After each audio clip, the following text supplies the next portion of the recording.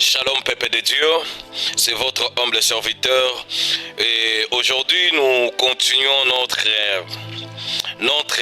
sujet que nous avons commencé l'autre fois, le désert de Dieu. Aujourd'hui je veux parler le deuxième point parce que c'est la suite de notre intervention et nous sommes toujours dans notre livre Exode chapitre 15 verset 13 et 23. Et les gens qui nous suivent, ajoutez aussi Matthieu chapitre 4, le premier verset jusqu'à 5. Et je vous ai parlé que le désert de Dieu, c'est une école par excellence. C'est une école où le Seigneur Dieu, il est notre enseignant. Je vais dire à une personne, c'est dans le moment du désert que nous apprenons des choses que personne, ni un pasteur, ni un prophète va t'enseigner.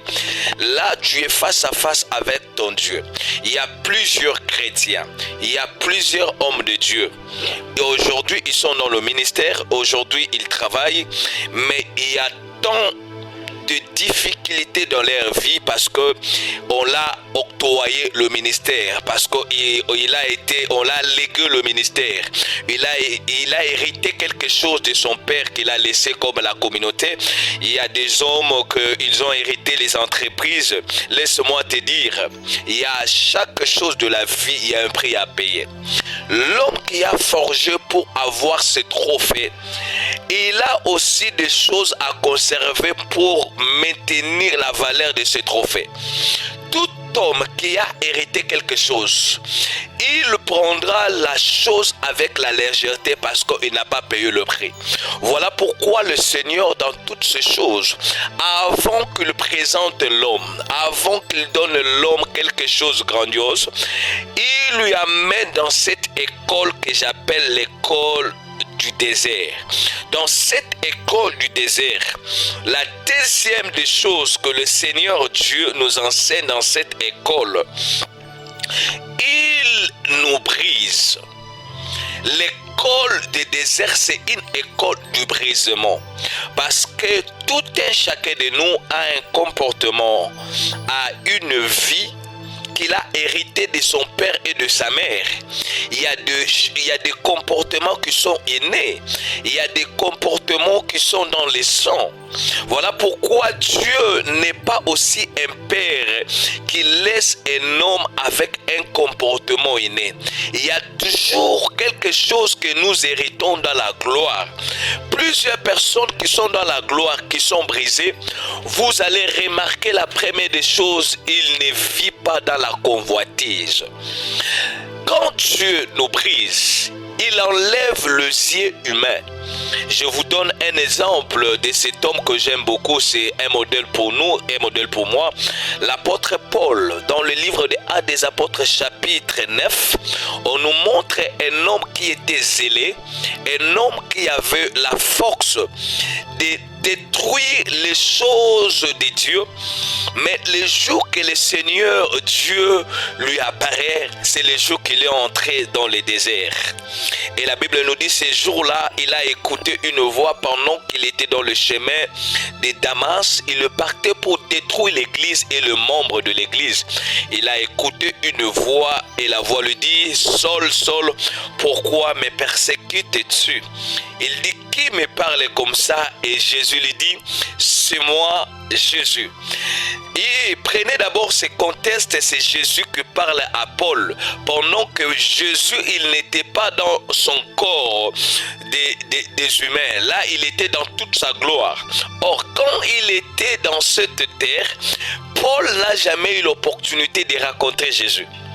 Paul, il écoutait Jésus de loin, il croyait au miracle, mais c'est le même Paul qui persécutait l'église de Jésus.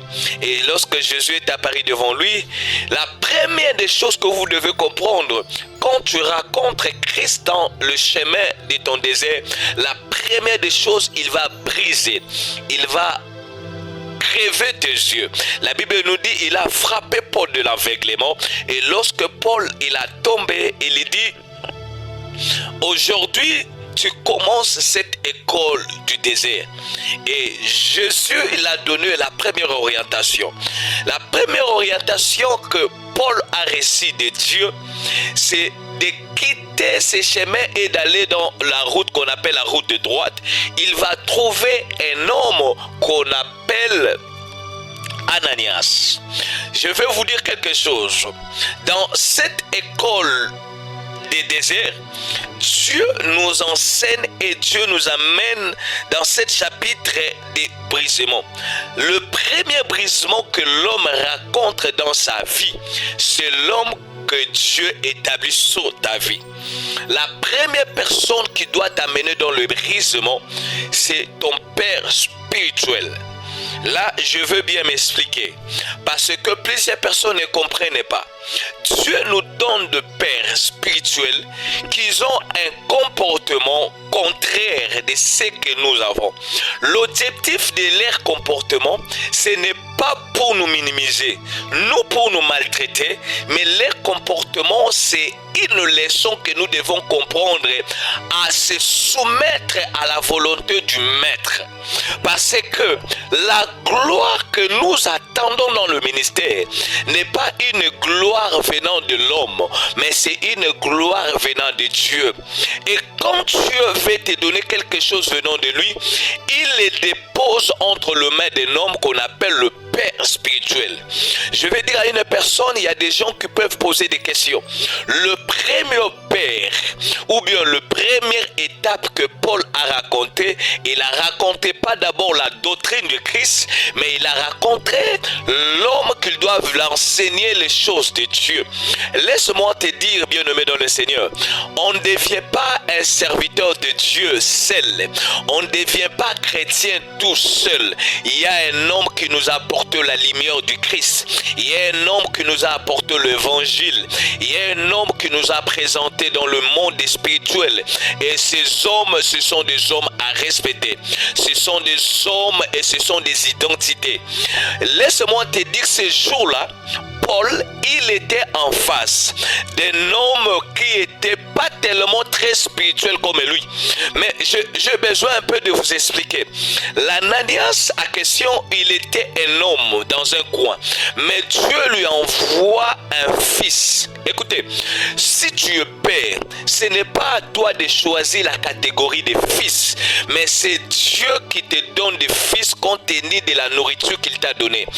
Ananias, il avait des choses à faire dans la vie de Paul, mais Ananias n'avait pas droit de maltraiter Paul, parce que Ananias avait deux choses. La première des choses, il devait introduire Paul dans le monde de l'identité spirituelle. Ananias, il a introduit Paul dans un jeûne de 3 jours parce qu'il ne mangeait pas. 2. Paul, il est devenu aveugle. L'homme qui devait lui enlever l'écaille qui était dans ses yeux, c'est cet homme qu'on appelle Ananias. Laisse-moi te dire, l'homme que Dieu te donne comme un père, il a le devoir d'ouvrir tes yeux spirituels et de te creuser les yeux humains.